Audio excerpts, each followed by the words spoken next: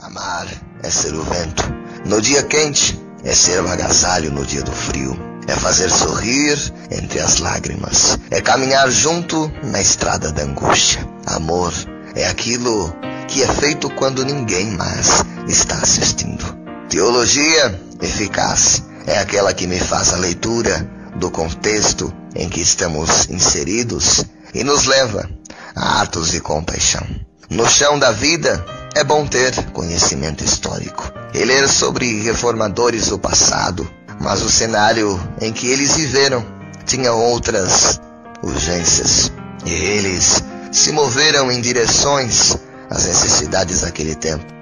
Hoje, mais do que nunca, os pastores precisam saber como lidar com a alma humana e como as complexidades internas dos indivíduos. Estamos vivendo dias em que a depressão e as doenças psicossomáticas só crescem. Estão os líderes que fecharam os olhos para essa realidade e tratarem como possessões as patologias, estarão prestando um verdadeiro desserviço à causa de Cristo. Não adianta saber grego, hebraico e desconhecer a misericórdia da lei do amor. Maravilhosa e escandalosa graça. O casulo da graça de Deus. Deus nunca foi tentado pelo mal, porque nele só existe bondade. A sua resposta diante da natureza caída é misericórdia, e no Calvário ele escandalizou a nossa pouca compreensão de sua graça ao gritar: Pai, perdoa-lhes. Para a multidão que pouco havia gritado: crucifica-o, crucifica-o. Ou seja, ele sempre responderá à ofensa com uma demonstração de amor incondicional. A sua igreja será de fato relevante no seu bairro quando ela parar de realizar encontros de vasos e promover encontros dos bons samaritanos. Ela mudará o ambiente em que está inserida quando deixar de lado os atos proféticos e iniciar os atos de amor e solidariedade. Ela fará a justiça e justo a sua missão. Quando a ceia deixar de ser um evento para a elite religiosa e se tornar um banquete para os menos favorecidos, ela representará o reino de Deus. Quando souber que socorrer um aflito e indigente é tão sagrado quanto o culto de domingo, ela será apostólica. Quando a mensagem do púlpito apenas refletir aquilo que é vivido diariamente, e ela será uma igreja de verdade. Quando matar a fome dos famintos for mais importante do que pular e rodar nos cultos, do contrário, não é igreja, mas antes reunião dos parasitados da religião e imputados na fé. Não desista da igreja. A frieza, a omissão da igreja instituída não é motivo para desistirmos de manifestar o reino de Deus entre os homens. Se você não consegue encontrar um lugar sério e que viva a simplicidade do Evangelho, talvez isso somente é a sua responsabilidade e não te imune dela. Esse é o sinal de que você precisa se dispor a fazer algo. Porque culpar a igreja instituída pela sua paralisia é uma grande arma para disfarçar a sua própria omissão. Levanta-se, chame alguns amigos que estão na mesma situação. Que vocês sejam a resposta de Deus para esse mundo silenciado de bons exemplos. Levem comida aos famintos, reparta o pão com o pobre, compre cestas básicas para famílias carentes, abrace o oprimido de alma. Pare para ouvir o desabafo do desesperado. Troquem os telhados das casas das pessoas que não têm recurso. Visitem os doentes nos hospitais. E nesses relacionamentos, seja um evangelho não apenas falado, mas também encarnado dentro de vós. Ou continue se escondendo atrás da deficiência da igreja atual e seja um mero revolucionário de prancheta. Não chame de conversão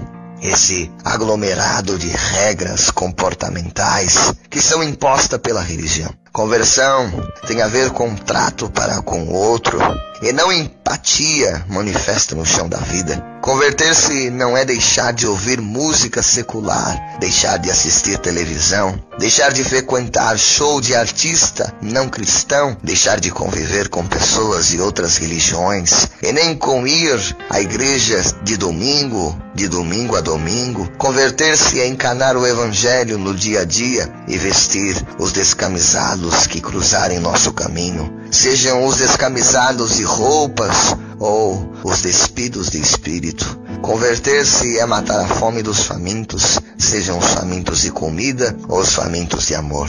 Converter-se é morrer pelo outro e ressurgir para Deus. O evangelho sempre foi e sempre será um escândalo para o religioso e os religiosos. Jesus foi quem mais pecou e blasfemou contra os ensinos dos líderes religiosos de sua época. Era um ultraje perdoar pecados e acolher pecadores. Ainda hoje os membros do sinédrio moderno e da religião caduca continuam a pregar superioridade dos doutores da lei, que investigam as escrituras puramente procurando motivos para condenar os pecadores e para aliviarem as suas próprias barras. Triste para eles é perceber que os pecadores sinceros e confessos estão mais próximos de Deus do que os santos hipócritas. Foi o próprio Jesus que afirmou que muitos malandros e prostitutas chegariam no reino na frente de muitos religiosos. Muita gente dizendo o que está pensando nos status do Facebook, nas redes sociais, e deixando de se dizer o que deveria para o que estão à sua volta. Muita gente online na internet e ao mesmo tempo offline nos seus relacionamentos. Muita gente compartilhando postagens, mas deixando de compartilhar segredos. Muita gente trocando na tela do celular, mas deixando de tocar na pele de quem está perto. Muita gente curtindo status, mas que nada curte de sua vida a dois. Muita gente contando sua história no WhatsApp, mas vivendo em silêncio no mundo real. Será que fomos convertidos ou só nos tornamos adeptos de uma religião? A adesão nos faz ver o inferno em tudo e em todos. A conversão nos leva a expulsar o inferno que é em nós. A adesão nos leva a decorar versículos bíblicos. A conversão nos constrange a vivenciá-los no chão da grande vida. A adesão nos traz a falsa sensação de que somos salvos pelo que fazemos. A conversão grita nos nossos ouvidos que a salvação é pelo Cristo que já fez. A adesão nos incentiva a uma vida de separação dos mundanos. A conversão nos leva a ser gente, viver no meio de gente, a repartir com todos o Evangelho. A adesão nos leva a uma transformação externa. A conversão muda o nosso ser por completo. A adesão nos faz acreditar que precisamos ir ao templo para nos encontrarmos com Deus. A conversão faz com que enxerguemos Deus em nossa rotina diária. Aos meus irmãos pregadores do Evangelho, eu sei que o caminho da facilidade às vezes parece mais atrativo do que o caminho da verdade. Mas não caiam no erro de preferirem os presentes dos leprosos, ou compreendendo que a dor de se comprometer em pregar todo o conselho de Deus é quase que insuportável. Mas não sejam seduzidos pela tentação de adaptarem as mensagens aos gostos dos ouvintes. Ou sei que é fácil usar a massa para fins comerciais e que enriquecer em nome de Deus virou moda, mas não façam como Judas, que trocou o mestre por moedas. Eu sei que usando o nome de Deus é mais fácil conseguir extorquir as pessoas e que elas contribuem muito mais por medo de serem amaldiçoadas do que por amor. Mas não usem Deus nos seus despojos, nos seus desejos, sonhos mercadológicos e fraudulentos. Sim, não coloque preço naquilo que Deus te deu de graça. Não exija retribuições financeiras para anunciar o Evangelho e nem peça oferta mínima para ministrar a palavra. Mas o grito de Jesus diante dos mercadores da fé ecoe nos seus ouvidos: não façam da casa do meu Pai uma casa de negócios. Triste é quando alguém passa a enxergar, mas continua cego.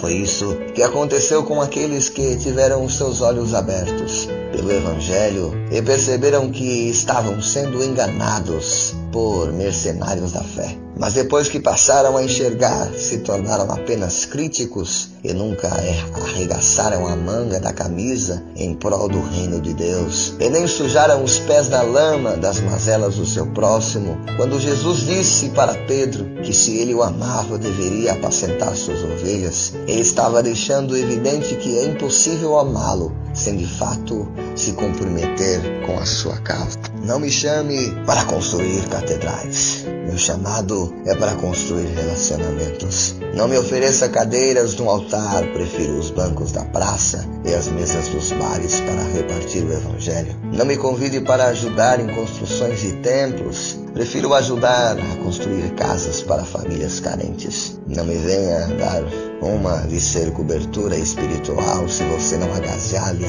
e nem cobre os mendigos que sofrem o frio. Não me convide para a sua ceia se a fartura da mesa não atingir os famintos. Não venha me dizer que falar em línguas se você não é capaz de discernir a necessidade do próximo. Não diga que tem sapatos de fogo se você não se solidariza com descalços e maltrapilhos, porque quem fecha os olhos diante do desespero alheio presta um culto ao umbigo e tem o seu barulho comparado ao símbolo que retine. No capítulo 58 do livro do profeta Isaías, o profeta é usado por Deus para denunciar a falsa espiritualidade de um povo que, embora aparentemente devotasse adoração a Deus, estavam distantes do verdadeiro chamado, que é o de praticar a adoração no chão da vida. Sim, a principal queixa deles diante de Deus é que se eles jejuavam e não conseguiam ouvir respostas do alto para as suas demandas, que eram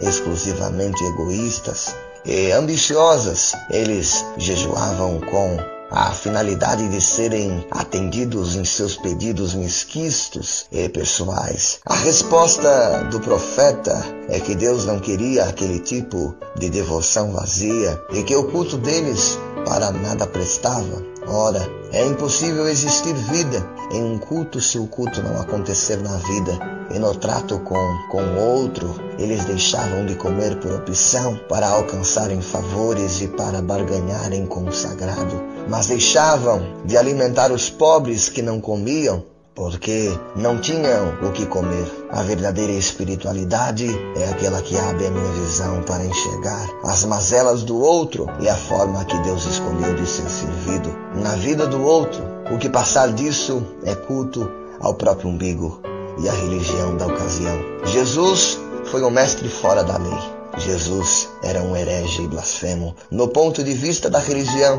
caduca e desprovidas das agendas urgentes e humanas. Sim, por isso o seu ensino era autônico e dos mestres da lei e doutores que se exege, escrita sem vida no solo da existencialidade. Ora, homens que haviam se formado nos corredores do Sinédrio e que passavam por toda a vida idolatrando letras, eram duros de corações e suficiente para não perceberem as manifestações da graça que saía da boca do Nazareno. Os mestres da lei investigavam os escritos para condenarem os pecadores. Jesus se manifestou e rasgou o escrito que era contra nós. Os mestres da lei se aplicavam nos estudos das palavras. Jesus, como verbo, se fez carne e mostrou que os escritos só são revelantes se servirem para uma ação concreta e efetiva. Os mestres da lei olhavam para os escritos condenatórios e desejavam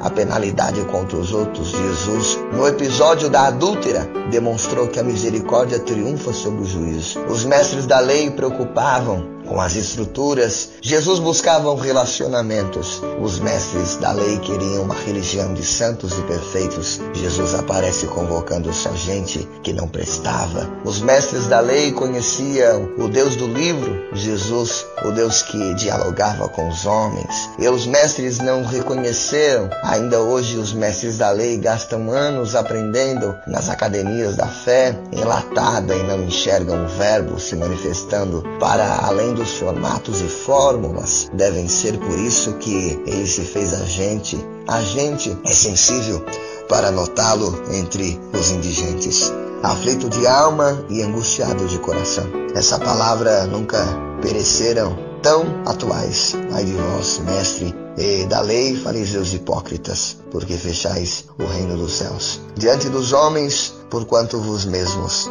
não entrais, nem tampouco deixais entrar os que estão a caminho. Ai de vós, mestre da lei e fariseus hipócritas, porque devorais as casas das viúvas, e para disfarçar, encernais longas em orações. E por isso recebereis castigo ainda mais severo. Certos afastamentos aconteceram. Eu não me planejei. Alguns me doeram, outros me fizeram crescer. Me superei o tempo e revelador. E são nos distanciamentos que me descobriram quem é quem.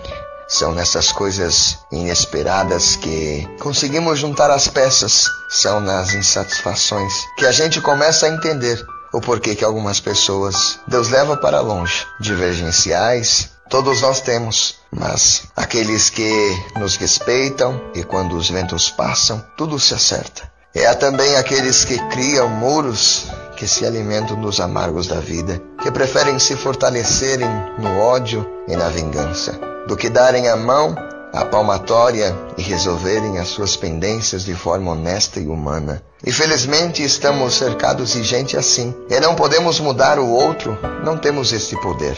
Às vezes temos que deixar para lá certas hipocrisias, certos atos infantis, para vivermos bem, termos saúde e paz, para não perdermos a nossa essência, a nossa liberdade de ser quem somos, nem a nossa personalidade. Hoje eu entendo muito bem que nem todos os que chamam de amigos merecem a nossa confiança. E a amizade, bonita e verdadeira, nunca foi definitiva por mim, através dos encontros diários, nem presenças excessivas, mas pelo sentimento construído com inteireza de alma e coração, onde nenhum desentendimento se torna superior ao perdão ou à reconciliação, uma raridade. O tempo é revelador. Só conhecemos alguém de fato quando por algum motivo precisamos nos afastar desse alguém. E de longe que se vê lírio entre as plantas espinhosas. Sobre as plantas espinhosas, ou seja, alguém nada comum. Escreveu o grande Salomão, Cantares 2. É assim que Salomão descreve a amada de sua alma. O sábio rei teve em seus braços várias mulheres, mas nenhuma despertou nele o verdadeiro amor. Ele tinha muitas, mas só uma o teve. Ele teve vários corpos, mas só uma teve o seu coração. Sim, o amor é algo incomparável e singelo, e nenhuma paixão ou tesão podem substituí-lo. Até porque o amor traz consigo essas coisas. Se relacionar sexualmente com muitas pessoas diferem, não é nada comparado ao relacionamento produtivo pelo amor. Não adianta cultivar relações sem cultivar sentimentos. Não adianta ser o pegador se não vai, por um momento algum, afirmar com uma convicção: eu sou da minha amada e ela é minha. Bem disse o poeta. Ele foi para a cama com 1000 mulheres, nunca tocou a alma de nenhuma, é virgem. Paixão é sentimento que inquieta, angústia atemoriza e desestabiliza. Ela nunca vem sozinha. Consigo traz a companhia do medo. E sempre que inquieta, vem atemorizando e desestabiliza consigo a companhia do medo, da insegurança, do desrespeito. Traz muita confusão, muito confundida com o amor, mas com consequências diferentes. A paixão vira o ódio da noite para o dia. Ela é responsável por muitos crimes e barbaridades. A paixão cega a alma e escurece o espírito, adoece o coração e mata a confiança. É a paixão o maior combustível dos ciúmes. Os ciúmes não impede ninguém de ir, muito menos convence alguém a ficar. Não é prova do amor, é suicídio de algo que poderia ser bonito e saudável. Não tranquem a porta nem as fechem. Deixem a janela aberta para ventilar. Permita que o outro respire, viva, conheça, olhe e dê motivos para ele desejar, ficar, voltar, lembrar. Isto é bonito, isto é oxigênio. Amor que se expira, o resto é mentirinha disfarçada de amor. Conveniente é estereotipado, romance sistematizado. Viva a liberdade, a delícia do poder, usufruir no corpo da nossa alma, das nossas escolhas. Você nasce e já ouve que tudo é possível, que querer é poder, que quem espera sempre alcança, que não se deve desistir jamais e que quando uma porta se fecha, Deus abre uma janela. Aí você dá 2 passos tropegos em sua escolinha primária e já descobre, embora não aceite, e passe a vida disfarçando por não aceitar, que as coisas não são bem assim, nem tudo é possível, e isso nos constrange a descobrir o que é melhor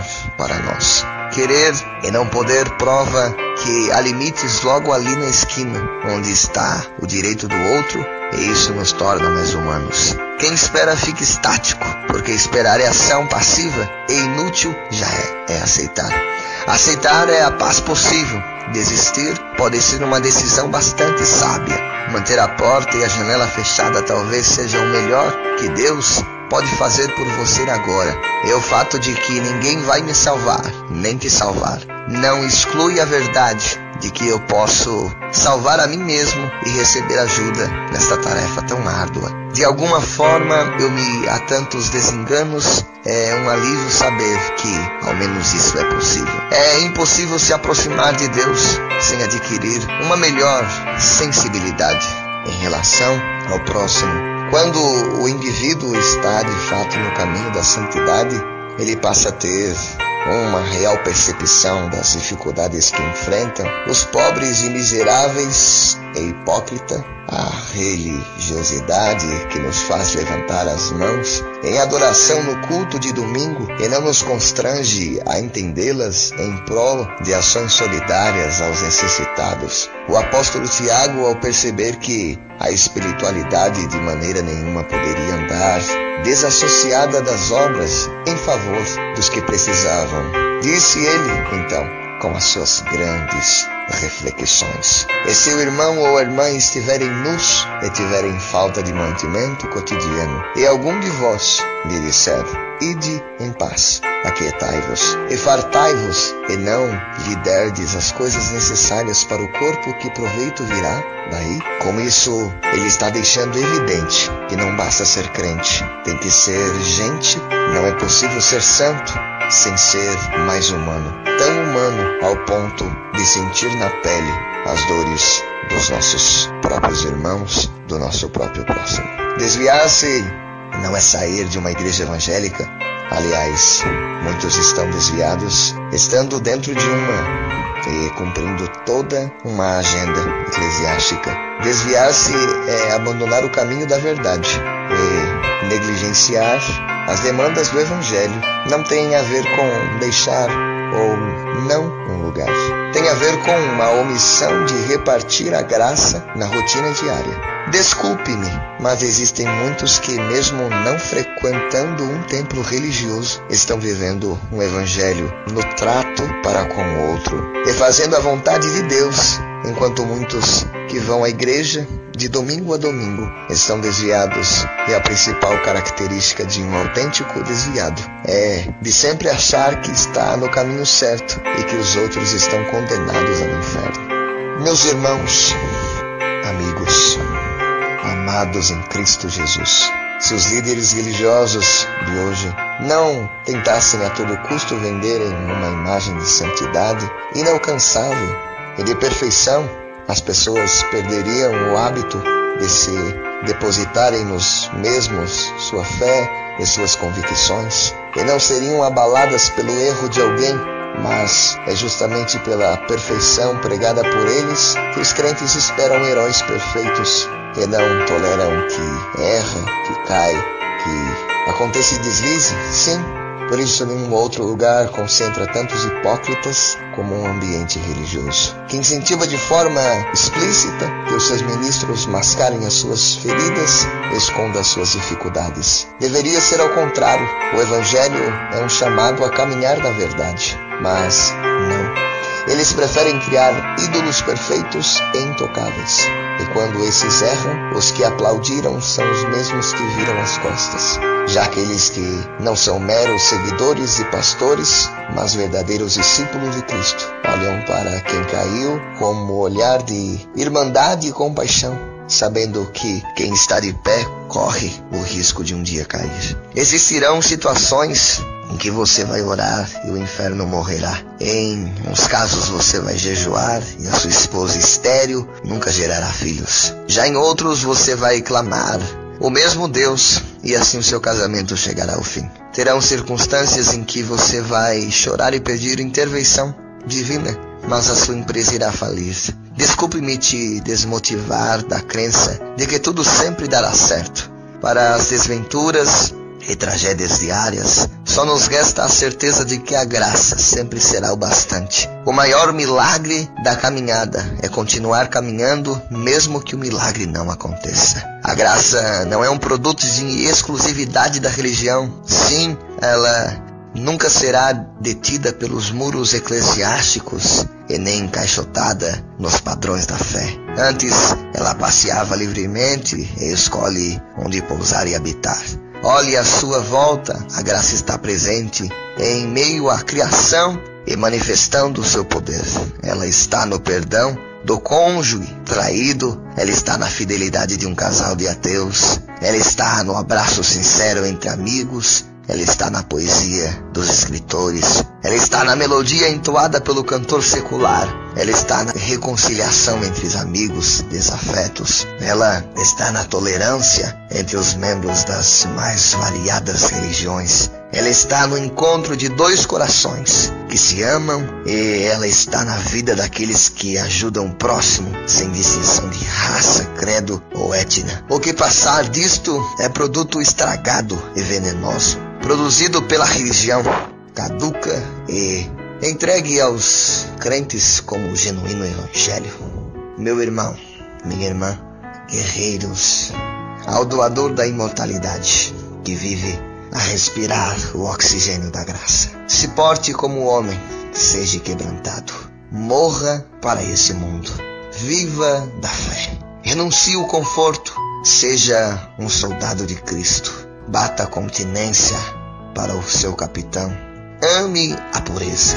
Cresça em santidade. Esmurre a sua carne de forma que ela seja subjugada. Viva como alguém que nunca possui vontade. Ore pedindo para passar provações desumanas, as quais os fracos não suportaram. Encare os príncipes das trevas nos olhos e vença-o. Repude o conforto e a autopreservação e as facilidades humanas. Viva como alguém que não possui direitos. Escale o Sinai e veja no rosto. Sangre os teus joelhos. Ore horas a fio. Aspire a sua presença santa. Salve os pecadores. Pregue até os confins da terra. Chore pelas almas. Tenha insônia por elas. Chore com soluços, gemidos, agonia. Viva para Deus. Viva para Cristo. Seja cheio do Espírito Santo. Clame por poder.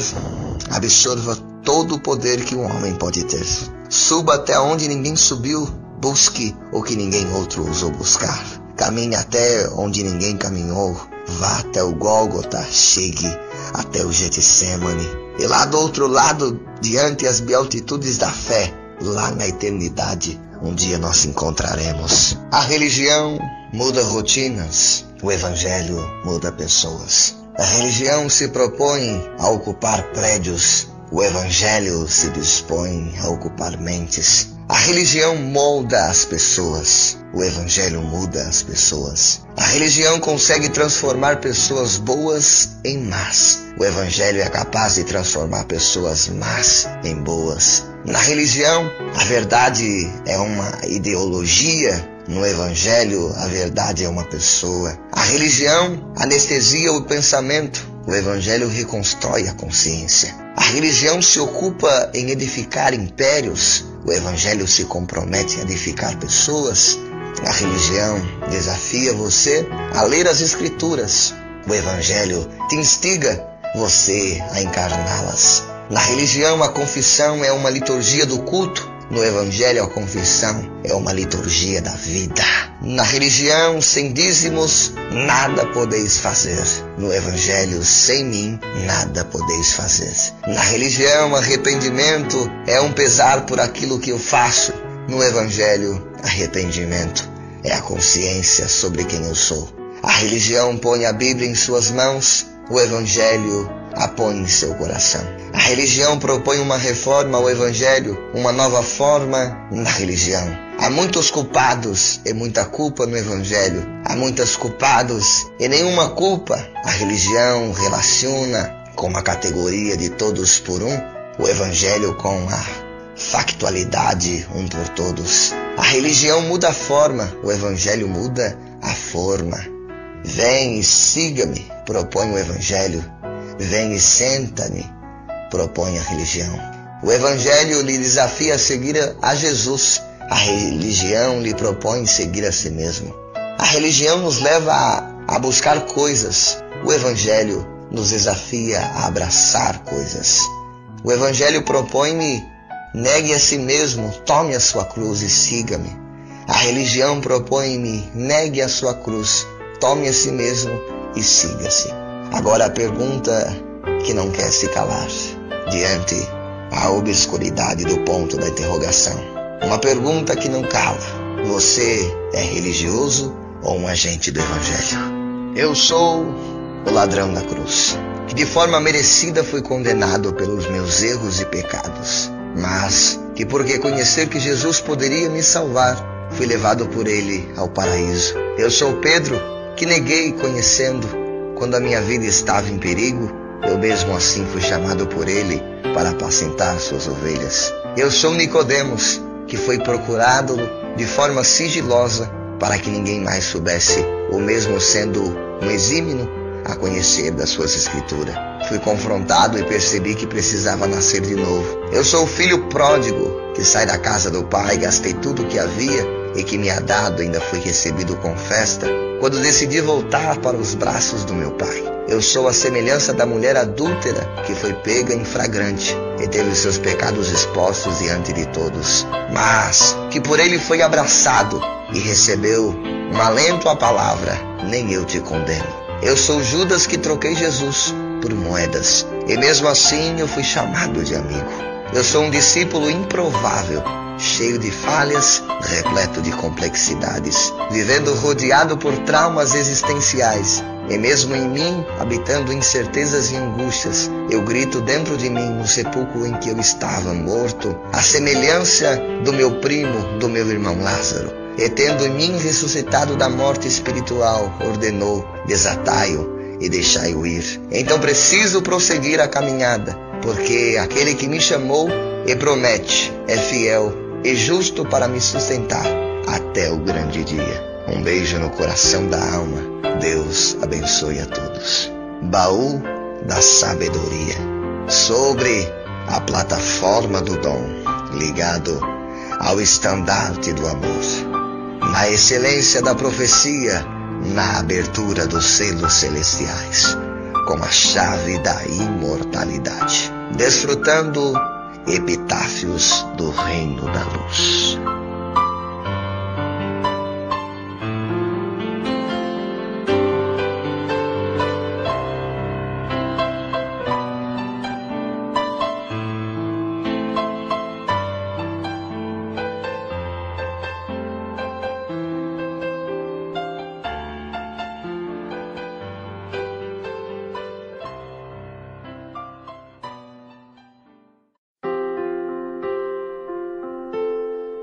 Baú da Sabedoria, sobre a plataforma do dom. Amar é ser o vento no dia quente, é ser o agasalho no dia do frio, é fazer sorrir entre as lágrimas,